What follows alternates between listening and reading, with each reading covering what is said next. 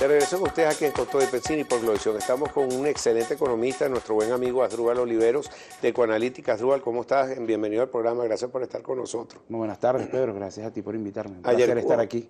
El placer es todo nuestro, Asdrúbal. Ayer compartimos escenarios allá en el JW Marriott. Tuvimos una presentación sobre perspectivas económicas 2017 presentado por Cómo hacer negocio con USA.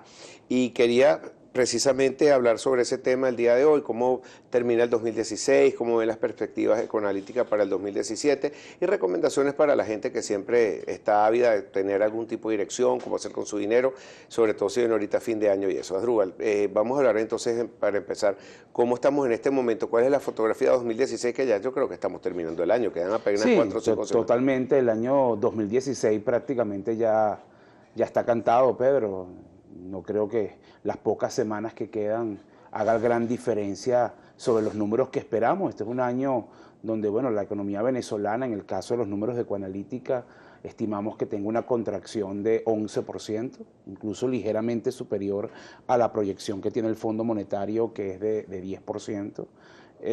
Con este número ya estaríamos hablando de 12 trimestres consecutivos de contracción en la economía venezolana y una caída acumulada en esos 12 trimestres de alrededor de 25%, ¿no? Que ya es una caída que pudiéramos catalogar como depresión económica, dado lo largo que ha sido y lo profundo que ha sido esta caída y lo generalizada, es decir, con excepción de algunos servicios asociados al gobierno y comunicaciones, la mayoría de los sectores está cayendo este año. El sector comercio, por ejemplo, nosotros estamos estimando una contracción de 20%, banca y seguros con una contracción cercana al 16%, la actividad manufacturera también cayendo 15%, la actividad de la construcción con una contracción cerca de 13%. Es decir, cuando tú te paseas por todos los sectores de la economía, lo que consigues pues son una contracción muy fuerte con respecto al año 2015. Me llama la atención lo que dice manufactura, porque el presidente de Consecomercio dice que estamos llegando a niveles históricos de la caída de lo que ha sido el área de producción, de lo que han cerrado industrias. Dice que pueden cerrar muchas más para fin de año, los aumentos que tienen que sufrir por aumento de salarios y congelamiento de precios no les favorece, y sin embargo también tienes en este momento una competencia enorme de productos importados que muchas veces son con dólares subsidiados y que compiten directamente contra el precio de un producto nacional, en detrimento de todo lo que es la industria, empleo, etcétera. ¿Cómo ves tú esa situación? No, bueno, mira, el tema de la manufactura es grave porque obviamente esta economía en los últimos años lo que hemos visto es, dado el control de cambio y el subsidio cambiario, obviamente un estímulo muy fuerte a las importaciones y hubo un proceso muy agresivo de desindustrialización, ¿no? Que no empezó ahorita, que tiene tiempo, y que además incluso empezó antes de la llegada del chavismo y que se profundiza. De tal manera que ahora que escasean las divisas, pues la industria local no tiene capacidad de generar oferta interna para suplir bienes importados, ¿no? Ese es un problema estructural que tiene esta economía, pero a eso le tienes que agregar, bueno, las estructuras de control de precios, que como tú has mencionado, súmale además que el gobierno ha recortado las importaciones en un número bien importante. Este año nosotros estimamos una contracción de importaciones cercanos al 46%, y esa contracción de importaciones ha sido generalizada. ¿Qué te quiero decir con esto? Que ahí se ha recortado bienes suntuarios, bienes finales, bienes intermedios, materias primas, insumos, que son los que necesitan la industria para producir. Entonces, efectivamente, entre el control de precios, la restricción de los dólares, una situación de incremento de costos laborales y de otros costos, y adicionalmente también una estructura regulatoria bastante compleja, hace que el sector manufacturero no pueda responder en esta crisis, y por eso los números de Conindustria pues hablan de una capacidad instalada por debajo del 40%, que eso ya te refleja los niveles de contracción que estamos hablando. ¿Crees que el 2017 va a empeorar entonces la manufactura en Venezuela y la capacidad industrial se puede recuperar de alguna manera? ¿Puede venir inversión extranjera? ¿Cuáles son tus escenarios? Mira, el 2017, bueno, el primer punto es el precio petrolero. Nosotros estamos proyectando una canasta venezolana de $45 por barril. Eso es más o menos unos 10, 11 dólares superior a lo que va a ser el promedio de este año. Eso significa en ingresos adicionales unos 6.500 millones de dólares que va a tener el gobierno el año que viene y no este año. Ojo, si se mantiene la producción, si no sigue cayendo. Y de alguna forma yo te diría que el nivel más rudo de la crisis lo tuvimos en este 2016 y el año próximo, si caemos, la contracción probablemente sea menor. Nosotros en Ecoanalítica, en un escenario que llamamos más de lo mismo, es decir, si no se da un cambio político, la economía venezolana puede decrecer hasta un 5%. Es decir, si este año cae 11, el año que viene puede caer 5, ¿no? Pero están estimando 11% para este año, los estimados de Fondo Monetario 8%. 10% para este año. Para este año, pero ustedes estiman 11%. Nosotros estimamos 11,3 para ser exacto, un poco por la radiografía que te acabo de describir. Cuando nos paseamos por todos los sectores, los que vemos son contracción muy fuerte. Entonces, además está afectado la oferta, que es lo que estamos hablando hasta ahora, pero también la demanda, es decir, la caída de consumo, sobre todo de consumo privado, es muy fuerte por la contracción de poder adquisitivo. Recordemos que este año nosotros estamos estimando una inflación de cierre en torno a 450%, ojo, ese estimado de inflación nuestro. Parecido al Fondo Monetario Internacional, sí, que es 473. Incluye productos regulados y no regulados, hay que hacer la salvedad. Cuando nos quedamos solamente con los productos que no están regulados, que son los llamados productos que conseguimos en mercados negros, en mercados informales, a precios dolarizados, a precios libres, la inflación ya está cercana al 1000%, ¿no? Y probablemente cierre el año en esos niveles, que es una situación Quitando bastante los productos crítica. que no están regulados, ese es el precio, la inflación bachaquera, vamos a decirlo de algún modo. Bueno, nosotros la llamamos técnicamente inflación subyacente, pero es una manera de describirla, ¿no? Inflación bachaquera, a los que son de Caracas, y probablemente usted compra en estos sitios tipo, no sé, Mercado de Chacao, algo de eso, los productos y no los compra en los canales formales o, dicho de otra forma, al precio regulado. Esa es la variación de precios que estamos viendo, ¿no? ¿Estamos en una hiperinflación o al borde de entrar a una hiperinflación? Christine Lagarde lo dijo, la presidenta del Fondo Monetario Internacional. Mira, yo te diría, ahí hay un debate amplio entre los economistas, ¿no? Obviamente el nivel de inflación de Venezuela es crónico, pero tal vez en lo que se refiere a lo que es el desarrollo de las expectativas y la conducta de los agentes, todavía no estamos en un caso clásico de hiperinflación, ¿no? En el sentido de que no hay una renuncia total al bolívar, o dicho más técnicamente, no hay una caída brutal de la demanda de dinero. Pero hay signos que te dicen que ese peligro está latente. ¿Cuáles son esos signos? Bueno, este esquema de dualidad que estamos viendo en la economía venezolana y que muchos medios internacionales se han hecho eco, como Wall Street Journal y Bloomberg, sobre, bueno, precios regulados a los que muy pocos tienen acceso y precios prácticamente libres, incluso mayor que en mercados internacionales que consigues en la calle. Eso es un signo. Lo otro es la dolarización informal que ocurre en muchos sectores. Si tú hoy en Venezuela vas a comprar un vehículo, una línea blanca o hasta una computadora o un celular, probablemente te tengas que transar en moneda extranjera. Pero eso generalmente tienen una prima muy alta, no solamente que esté, como tú lo acabas de decir, que hay precios que por más que estén a dólar libre, pero cuál es el dólar que se está utilizando, pero salen muchísimo más caros que en cualquier parte del mundo. Claro, totalmente, ¿no? Estoy de acuerdo. Lo que pasa es que mucha gente no lo puede traer de afuera, ¿no? Y termina que pagar esos precios porque no tiene otra manera de conseguirlo. De alguna manera el mercado está, esa prima de la que tú hablas, esa percepción de riesgo que se tiene, el costo de reposición a futuro, porque las expectativas son muy negativas de lo que pasa en Venezuela y eso infla de alguna manera el precio con respecto al que está hoy, ¿no? Me llama mucho la atención, es algo novedoso, donde ustedes sacan cuánto cuesta un producto, por ejemplo en Bogotá, en Cúcuta, en Colombia, y si aquí en Venezuela está por encima o por debajo de ese precio. ¿Cómo se calcula todo esto, Asdrúbal, por favor? Sí, nosotros con los datos que estamos recogiendo mes a mes de precios para tener un indicador de inflación, que de alguna manera intente ver cómo están variando los precios en la economía, también medimos lo que llamamos el tipo de cambio de paridad del consumidor, ¿no? Nosotros agarramos todos los precios de los bienes, los colocamos en las mismas categorías que utiliza el Banco Central para medir la inflación, los ponderamos por ese peso. Por ejemplo, alimentos pesa casi un tercio en esa canasta, y luego lo comparamos con los precios de los mismos productos con la ciudad de Bogotá y lo deflactamos o por inflación, ¿no? Y luego, ¿qué haces tú?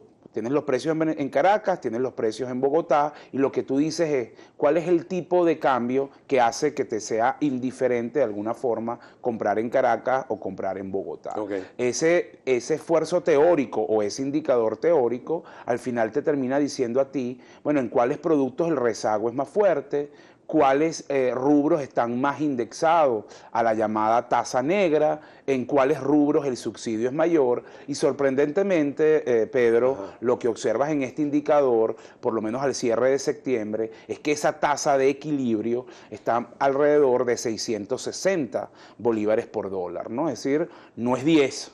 Tampoco es el negro, ¿no? Pareciera estar más cerca de Dicom, pero es una casualidad porque se ha venido moviendo, ¿no? Pero cuando los ves por algunos rubros, por ejemplo el caso de alimentos, el tipo de cambio es superior a 500 bolívares por dólar. Cuando ves artículos como cuidado personal, electrodomésticos, el tipo de cambio es cerca de 1000. Wow. Cuando ves bebidas alcohólicas también es cerca de 1000. Que son, entonces podrías decir que esos rubros están más indexados a la llamada tasa negra. ¿Y dónde ves el que está el rezago más fuerte? Obviamente en los servicios, cuya tasa es alrededor de 300 bolívares por dólar. Entonces te dice a ti, primero, que ya ha habido un ajuste bastante agresivo de precios en esta economía, que ya lo están recogiendo la dinámica de mercado, ¿no? Segundo, que hay un rezago importante en los servicios. Y tercero, que la contracción de consumo es muy fuerte. Y voy a explicar rápidamente por qué. Si nos estamos comparando con Colombia, y una familia colombiana en Bogotá necesita alrededor de $400 para cubrir sus necesidades mínimas, sus necesidades básicas. Bueno, si utilizamos este tipo de cambio de 660, eso te dice a ti que una familia en Venezuela, para poder acceder a los bienes, a los precios que están ahorita en el mercado, debería ganar unos 260.000 bolívares, más o menos por ahí está el número. El salario mínimo con todos los tickets es 65.000 bolívares, es decir, que el salario mínimo no llega ni a la cuarta parte de lo que debería ser el ingreso de una familia para poder enfrentar los cambios de precio que estamos viendo en esta economía. Y por eso estás viendo que en muchos sectores hay una caída muy fuerte en las ventas, ¿no? El caso de licores, la caída es superior al 60%, en temas como recreación y cultura, entradas de cine, por ejemplo, la contracción es superior a 30%, vestido y calzado, caídas de más de 50%, porque la gente, digamos, lo poco que puede hacer es comer. Prácticamente no queda dinero para más nada, ¿no? Ahora, cuando tú tienes distintos precios en una misma economía, del mismo producto, porque por ejemplo tenemos harina de pan, harina de maíz que importan, que se produce en el país y importada de distintos sitios. Y tienes el mismo producto con precios de 300 bolívares, 950 bolívares, 1.800 y 2.300. ¿Cómo hace una familia para poder vivir con eso? ¿Cómo calculan ustedes en base a estos productos un índice de inflación? Nos resulta como una materia imposible. Bueno, tienes que tomar todos esos precios y ponderar, ¿no? Intentar construir una ponderación sobre cuál tiene más peso. Obviamente la estructura regulatoria pesa fuerte en Venezuela, los mecanismos de distribución que están controlados por el Estado, y por eso es que mucha gente se sorprende cuando yo acabo de decir que el índice que nosotros estamos viendo de inflación nos está dando a septiembre un número en torno a 420%, ¿no? Septiembre 15 con septiembre 16, y la gente te cae encima en las redes sociales, que eso es mucho más alto, que es 1000, que no sé qué, o sea, cada persona tiene como su inflación particular y siente que ese 420 no refleja. Primero es un promedio, y segundo tiene que entender que allí hay un elemento de productos regulados de distribución del Estado que tiene un peso importante y que jala hacia abajo. Pero regulado, ¿no? A un diferencial de precio entre 10 bolívares por dólar y 600 para ponerlo. Pero es muchísimo, ya claro, eso es muchísimo. Claro, te genera una distorsión, y por eso es que nosotros utilizamos también el indicador de inflación subyacente, que es como una ayuda a las empresas para poder, digamos, que puedan medir cómo están moviéndose sus costos, que sí de alguna forma intenta limpiar esa distorsión que tú estás mencionando, ¿no? Porque se queda La inflación subyacente, para decirlo en lenguaje coloquial, lo que te está diciendo es, olvídate de la distorsión del precio regulado, el precio más bajo, quédate con los precios que están en el mercado, que de alguna manera están libres, y cómo se están moviendo los precios, y estamos cerca de 1000%. En cuanto al dólar, es muy difícil calcular el valor de un dólar en Venezuela. Tú le predicas, ayer lo decías tú, no me acuerdo, Luis Vicente, que explicarle a un alemán cómo funciona un dólar aquí, se quedan locos, porque tienes un dólar a 10, otro dólar DICOM y otro que no sabemos, y por ahí también va la pregunta, ¿dónde se está leyendo ese dólar negro? Porque no lo podemos decir aquí el nivel, pero yo sí puedo hablar que son páginas que existen, son páginas que están ahí, están al acceso de la gente. Un Bolívar Cúcuta Today, un dólar Today, un dólar Instagram, han salido una serie de páginas, pero bueno, parece que Dólar Today ha pedido la vigencia. Bueno, eso te dice respecto a esta página, que era la página, vamos a decir, más utilizada y marcadora, yo creo que ya está empezando a no serlo. Sí. Porque efectivamente estamos viendo en el mercado que la mayoría de las transacciones, y como tú señalas, no vamos a mencionar los valores, están muy por encima, o se están haciendo por encima del nivel que esa página está marcando, ¿no? Estamos hablando de diferencias que van entre 200 y hasta 300 y 400 bolívares de diferencia, sobre todo las grandes transacciones, porque es importante explicarle a quienes nos están viendo en este momento que con respecto al mercado cambiario tú tienes que diferenciar entre el mercado cambiario de gran volumen, de lo que llamamos nosotros cobertura, de las empresas, de los que son importadores, que obviamente transan montos muy altos, al mercado cambiario de particulares, que es lo que uno llama el menudeo, ¿no? Que son esos pequeños dólares que la gente vende un poco para hacer frente a sus gastos mensuales. Ese mercado no llega al 20% del total. Entonces, el que verdaderamente tiene peso es ese grande, es ese segmento corporativo de cobertura, que es el que marca el precio. Y allí, insisto, la brecha se está abriendo. Entonces, hoy prácticamente hay una distorsión en la referencia al tipo de cambio. Eso está generando confusión en la gente porque no sabe un poco con qué guiarse. Pero el mercado siempre, tú sabes, canaliza y la gente siempre sabe, ¿no?, cuál es el valor. Y al final, efectivamente, en la medida que el mayor número de transacciones se esté haciendo una tasa mayor, eso lo va a terminar reflejando el mercado. Pero el mercado está muy seco, no se consiguen dólares, y si no hay oferta y aumenta la demanda, se dispara el precio. Claro, estamos viendo además que está subiendo la liquidez, los bolívares en el sistema, con respecto a la sequía de bolívares que hubo en la primera mitad de año. Porque hay que decirlo, en la primera mitad de año, y por eso es que la recesión es tan fuerte, aquí el ajuste fue por dos vías. Tú recortaste los dólares y recortaste también los bolívares. Sí. Entonces, por supuesto, eso generó un efecto muy negativo en la economía.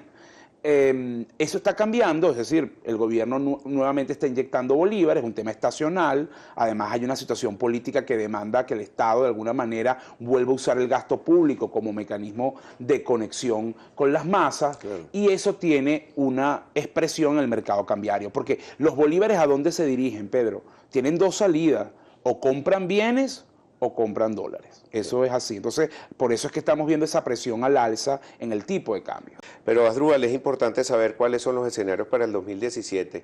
Dependen completamente de las soluciones o salidas políticas que se enfrenta el país, los distintos escenarios. Tiene un peso muy fuerte, Pedro. Mira, yo creo que el 2017 tiene dos variables. Una histórica en Venezuela, que siempre está presente, que es el precio petrolero. Si el rebote es fuerte, eso de alguna manera le va a dar algo de oxígeno a una economía que viene de 12 trimestres de contracción. Sí.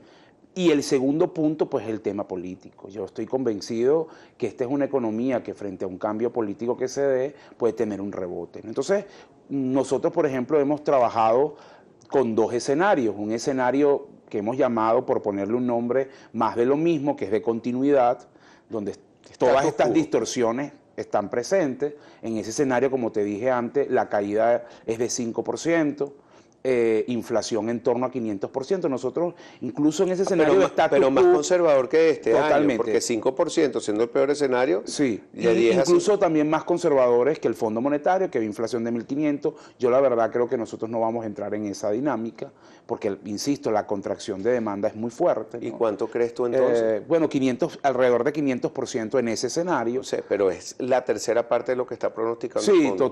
Sí, totalmente. Y luego un escenario de cambio, de rebote, donde ahí sí vemos que la economía puede crecer más de 2%, incluso la inflación puede estar en torno a 200% en la medida que se den los ajustes. La gente se puede sorprender y decir, bueno, ¿cómo tú puedes proyectar una inflación tan baja si se van a ajustar? Bueno, es que ya ha habido un ajuste en los precios todo este tiempo. Yo soy de los que cree, y sobre todo cuando hablábamos de este indicador del tipo de cambio del consumidor, que ya la economía ha absorbido y ha recogido unos cambios en precios muy fuertes. Y entonces, de alguna forma, hoy es más sencillo el desmontaje del control de cambio y de precio desde esa perspectiva, ¿no? Sobre todo con respecto a hace 3 años en el que el subsidio era muy fuerte. ¿Dónde hay que tener mucho cuidado? En 2 áreas. En el tema social, por lo que acabo de hablar, pues las familias no tienen ingresos suficientes para adquirir los productos, entonces las políticas sociales tienen que estar muy bien diseñadas y ser rápidas, y en el caso de los servicios que están muy rezagados. Pero sí creo que efectivamente ese proceso de desmontaje puede darse sin trauma, y ese es un punto importante porque la gente siente que salir de esto es una cosa difícil, que es un salto al vacío, y yo particularmente no soy de esa opinión. Yo creo que la economía venezolana es una economía que está represada, que está amarrada. Yo he usado el símil de que está como secuestrada y de alguna manera necesita librarse de esos yugos, de esas amarras para crecer con todo su potencial. Entonces hay un efecto allí expansivo que es importante. Pero vuelvo al punto. Está condicionado por el eliminar tema político, los controles de cambio, hacer una moneda única, que eso lo ha pedido todo el mundo. Una unificación cambiaria. Una unificación cambiaria. Sí, el cambiaria. desmontaje del control de cambio también, ¿no? Que puedas hacerlo por etapas. Es decir, ahí a veces los economistas nos preguntan, bueno, shock o gradual, ¿no? Si es rápido o lento, bueno, ¿no? En el caso de Fujimori, que tenía una inflación parecida a la venezolana, lo hicieron de tajo. No, pero a mí no me gusta ese. Yo creo que el dilema no es lento, rápido, shock o gradual. Yo creo que el dilema es que tengas clara la secuencia, es decir, cuáles variables si no tienes que... como el perro Exactamente, la entonces cola. tú tienes que tener una secuencia, que vas a atacar primero, que vas a atacar después, qué variables son objetivos, dónde están los focos de atención. Ese es el punto clave, ¿no? Entonces, no perder el foco en ese tema. Mientras eso dura, que tú también me lo comentabas un poco, que puede hacer el sector privado, ¿no?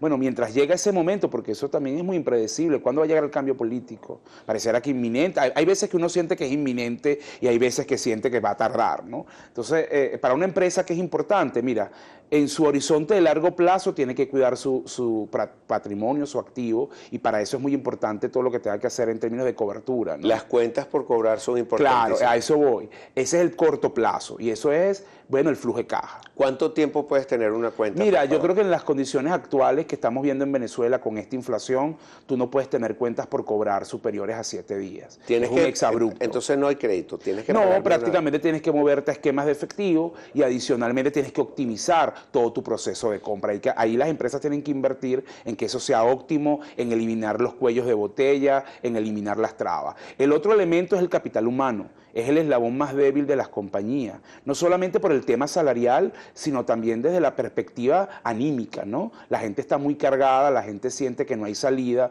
entonces las empresas de alguna forma también tienen que convertirse en espacio de apoyo a sus trabajadores y ser un poco heterodoxos con las políticas salariales. Por ejemplo, 2 cosas clave. Número 1, las bonificaciones. En esta economía inflacionaria no tiene sentido dar bonificaciones a final de año. Tú deberías o trimestralizarlas o darlas mensuales, ¿no? Ese es un punto. Y el otro tema, tampoco valen aumentos generalizados de precios, iguales para todo el mundo. Tú deberías evaluar caso por caso, porque hay una parte de tus trabajadores que tú quieres retener, que no quieres que se vayan. Con ellos obviamente tienes que ser mucho más agresivo. Eso por mencionar un tema. El otro punto, la exportación. Sí, es una carrera de obstáculos, no es fácil. Pero hay que fajarse a buscar divisas, claro, como el lugar, totalmente. turismo, todos los sectores que puedan producir divisas. Porque además, sin mucho, digamos, publicidad, el gobierno ha venido flexibilizando las condiciones para los exportadores. Han salido 2 resoluciones de convenios cambiarios en estos últimos meses que de alguna forma le dan oxígeno a los exportadores en el manejo de las divisas. Entonces es un punto fundamental para las empresas, trabajar en generar sus dólares, porque, bueno, con esta distorsión cambiaria que aquí hemos descrito, eso ayuda bastante, ¿no? El otro tema fundamental es el endeudamiento. Yo creo que no hay que tenerle miedo, yo creo que seguimos siendo una economía economía donde endeudarse en bolívares sigue siendo una opción. La tasa de interés más alta, que es de la tarjeta de crédito, es de 29%. Seamos conservadores en la inflación, 300%. Bueno, 29 contra 300. Yo creo que va a ser más alta, pero para pero que sí la que gente se vuelven vea, locos, porque claro, si no tienes capacidad de pago, después terminas mucho peor. Estoy de acuerdo, pero no hay que tenerle miedo. A mí me sorprende que todavía me consigo con personas que te dicen, no, yo no uso la tarjeta de crédito, es una emergencia, yo no me endeudo, no tiene sentido. Eso también te lleva a que tienes que ampliar tus relaciones con la banca, porque hoy no puedes trabajar con un solo banco, porque la banca también tiene restricciones para prestar, entonces tienes que trabajar con un pool amplio de bancos, incluyendo la banca pública, que tiene liquidez. Este ¿no? periodo de hiperinflación o alta inflación, ¿qué pasa con la banca, los seguros y cómo está el estado de salud de estos? Mira, más golpeado para mí de los dos es seguro, el sector seguro de alguna manera, porque claro, el sector seguro es un sector con descalces o trabaja a largo plazo. Imagínate con esta inflación cómo tú trabajas con bolívares a largo plazo, eso es un factor. El segundo factor es que ese sector, de alguna manera, su nicho de negocio más rentable era el sector de vehículos, primas para vehículos, o pólizas para vehículos, perdón, y allí, bueno, ese mercado prácticamente está muerto o se ha reducido sustancialmente. Entonces, para el sector es un golpe muy duro, ¿no? Entonces, allí es un sector que se ha achicado y que de alguna manera está bastante golpeado. En el caso de la banca, yo te diría que hoy tú tienes principalmente tres distorsiones clave. La primera es las asimetrías entre la banca pública y la banca privada. La banca privada pareciera trabajar con muchas restricciones y no así la banca pública, entonces eso genera unos problemas importantes. El segundo tema tiene que ver con el costo del manejo del efectivo, el problema del cono monetario, es decir, este tema de los billetes, que aquí se ha hablado muchísimo, entonces eso tiene un costo muy alto para la banca. El manejo del efectivo hoy es el gasto más importante para el sistema financiero. Y el tercer tema, bueno, tiene que ver con la gestión de las gavetas. En muchos casos esa gestión se ha hecho bastante ineficiente, no es fácil en esta coyuntura de economía recesiva y de sectores cayendo poder cumplir con el tema de las gavetas, entonces esos son tres puntos sobre los cuales la banca tiene que tener mucho cuidado. Okay. Asdrúbal, me tengo que despedir, pero la próxima vez quisiera que habláramos de algunos numeritos para la gente ya a nivel personal, de cómo claro, las finanzas personales para fin de año y para protegerse de la inflación y todo para el 2017. Supuesto, claro. Un placer tenerte aquí, muchísimas gracias y excelente y brillante exposición, te felicito de verdad por los aplausos se cayeron ahí. Gracias, muy amable, Pedro. Gracias. Asdrúbal Oliveros, economista, ya regresamos con más para ustedes aquí en Con Todo y Pensini, Globovisión.